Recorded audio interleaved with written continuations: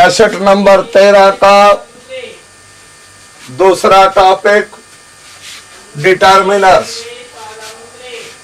अब ऐसा है कि कॉमन नाउन जो है उनको हमें निश्चित करना पड़ता है अपनी जाति से उन्हें अलग करने के लिए। और जब हम कॉमन नाउन्स को निश्चित करते हैं या डिटरमिन करते हैं तो डिटरमिन करने के लिए हमें डिटर्मिनर्स की जरूरत पड़ती है, क्योंकि हर लड़का बॉय है, हर बुक है। तो हमने जब कॉमन नाउन्स को निश्चित करते हैं तो सबसे पहले हम आर्टिकल्स का प्रयोग करते हैं। आर्टिकल्स डिटर्मिनर्स हैं और ये डिमॉन्स्ट्रेटिव एडजेक्टिव्स होते हैं। ए, एन और द, ये तीन आर्टिकल हैं। ए एन को इंडेफिनिट आर्टिकल कहते हैं और दी को डेफिनेट आर्टिकल कहते हैं।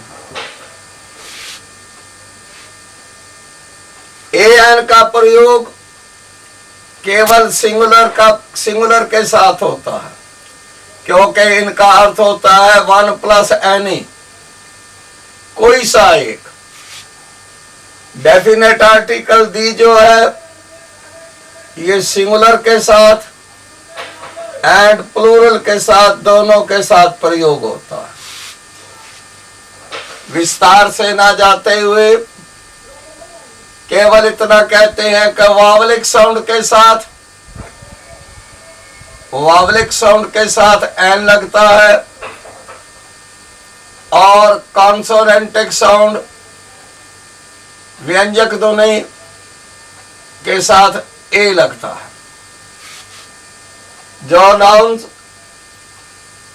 प्रायः ए, ई, आई, ओ, यू से चालू होते हैं और वावलिक साउंड से भी चालू होते हैं तो उनके साथ एन लगेगा।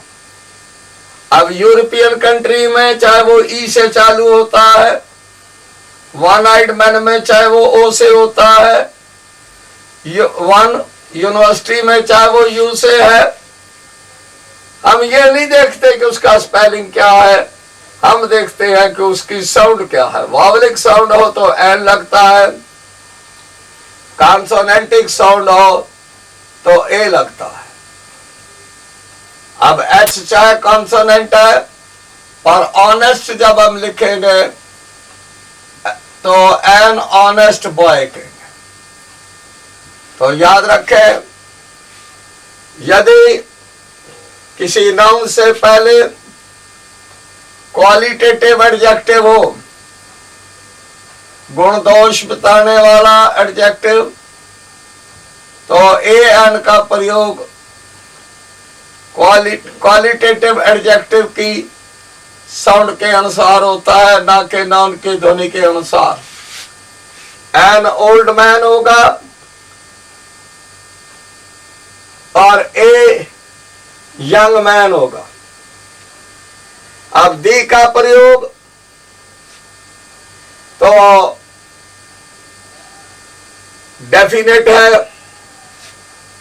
जब हम पहली बार किसी चीज को इंट्रोड्यूस करते हैं, जैसे कि दिस इज ए बुक, यह पुस्तक है, ये जिसको मैंने बना दिया, ये ये पुस्तक है तो पहली बार हमने ए बुक कहा, दूसरी बार हम दी कहेंगे, द बुक इज ओल्ड। उसी किताब का जिक्र जब दूसरी बार आया तो हमने दी कहा।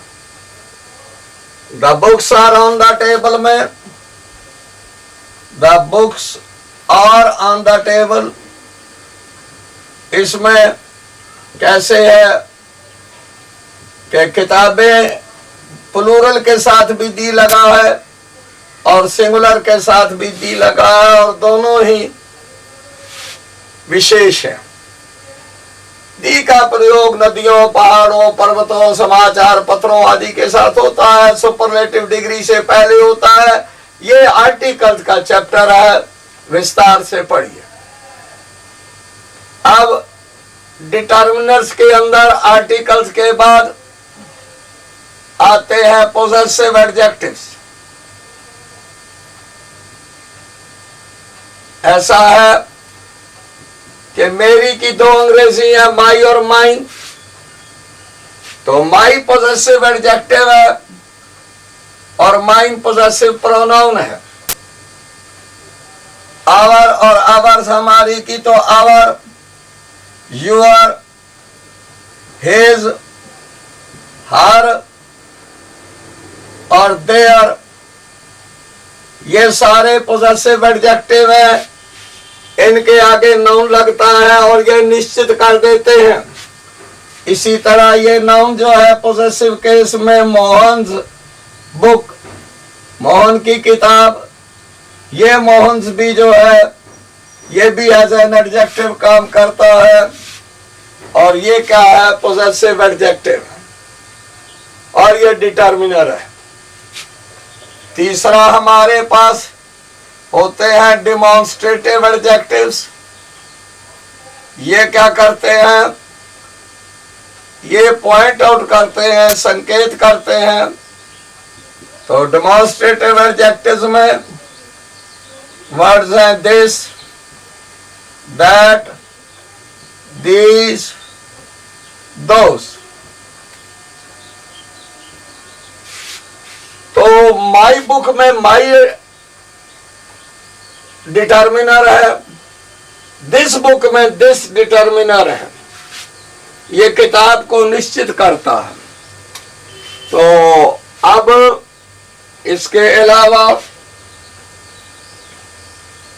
हमारे पास न्यूमेरल एडजेक्टिव्स हैं।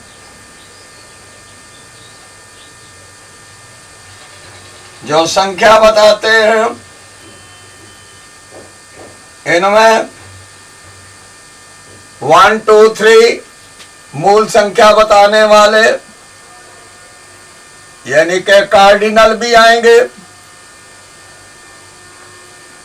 क्रमांक बताने वाले ये ऑर्डिनल भी आएंगे, जैसे कि सेकंड। इसके बाद फ्रैक्शनल भी आएंगे जो भाग बताते हैं, जैसे कि हाफ। और इसके बाद मल्टीप्लिकेटिव भी आएंगे, जैसे कि आप कहते हो double, double fair, half fair, the second boy, 2 boys, ये सब 2, सेकंड, हाफ, डबल क्या है। इसी तरह हम कह सकते हैं न्यूमेरल एडजेक्टिव्स के अलावा क्वांटिटेटिव एडजेक्टिव्स, जो क्या बताते हैं, क्वांटिटेटिव एडजेक्टिव्स ये हमारे मात्रा बताते हैं। जैसे कि आप कह देते हो सम बॉयज में, सम हनी सारी, कुछ शायद, तो सम क्या है, ये आपका क्वांटिटी है। Enough, all, I have taken enough water, तो वाटर के साथ enough, I have drank all the milk, ये all भी ये जो है क्वांटिटेटिव है। तो 5 प्रकार के शब्द, articles, possessive adjectives, demonstrative adjectives, numeral adjectives और क्वांटिटेटिव एडजेक्टिव्स, ये एज ए डिटर्मिनर काम करते हैं। अब इसमें थोड़ी एक बात समझने की जरूरत है, मैं उनको समझाता हूं। ये एक तो है फ्यू, ए फ्यू और दी फ्यू का अंतर। एक है ये फ्यू, ए फ्यू और दी फ्यू। समझने की कोशिश करिए। जो फ्यू है ये है ना के बराबर, नेगेटिव सेंस देता है। ए फ्यू ये पॉजिटिव सेंस देता है। और दी फ्यू जो थोड़े से, रेफरेंस में आया जो थोड़े से थे वही, ज्यादा नहीं। तो there were few boys in the class. There were few boys in the class, so the teacher did not take the class. There were a few boys in the class, so the teacher did take the class but did not teach some important lesson. उसने पाठ तो पढ़ाया क्योंकि कुछ थे positive थे कुछ, पर लेकिन कोई इंपॉर्टेंट टॉपिक नहीं पढ़ाया। The few boys who were in the second period ran away and did not come after recess. जो थोड़े से लड़के क्लास में थे वो भी भाग गए रिसेस के बाद। तो ये संख्या बताते हैं few, a few, the few. Few negative sense देता है ना के बराबर, ए फ्यू पॉजिटिव सेंस देता है, दी फ्यू जो थोड़े सा है उन्हीं का जिक्र करता है। इसी तरह क्वांटिटी में लिटल भी नेगेटिव सेंस देता है, कोई थोड़ी सी मात्रा भी नहीं, थोड़ी सी है तो ना के बराबर। ए लिटल पॉजिटिव सेंस देता है, दी लिटल जो थोड़ी सी है उसी का जिक्र है। अब देखिए, there is a little hope of success because he does not work at all. अरे थोड़ी सी संभावना ही है पास होने की, काम ही नहीं करता। There is a little hope of work because he works a little bit, थोड़ा काम करता है। अब the little hope which is there is no more, जो थोड़ी सी उम्मीद थी वो अब नहीं है, because he has stopped working, क्योंकि उसने मेहनत करना बंद कर दिया है। तो एक देखिए, याद रखिए कि मैनी जो है ये संख्या बताता है और मच जो है ये मात्रा बताता है। इसी प्रकार ये सम और एनी है, ये भी डिटर्मिनर्स हैं।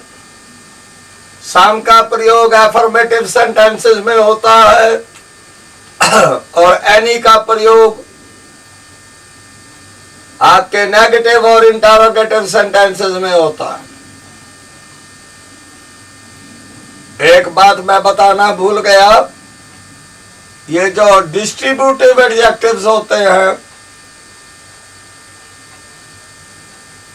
ये भी एज ए डिटर्मिनर कैप करते हैं। जैसे कि each boy will get an apple, हर एक लड़के को एक सेब मिलेगा। ये ईच भी आप डिटर्मिनर के तौर पर काम कर रहा है। अब ये निश्चित करता है बॉय को, डिटर्मिनर है। इसके साथ डिटर्मिनर का टॉपिक समाप्त होता है। विस्तार से आप इसे अपनी किताब में से पढ़िए।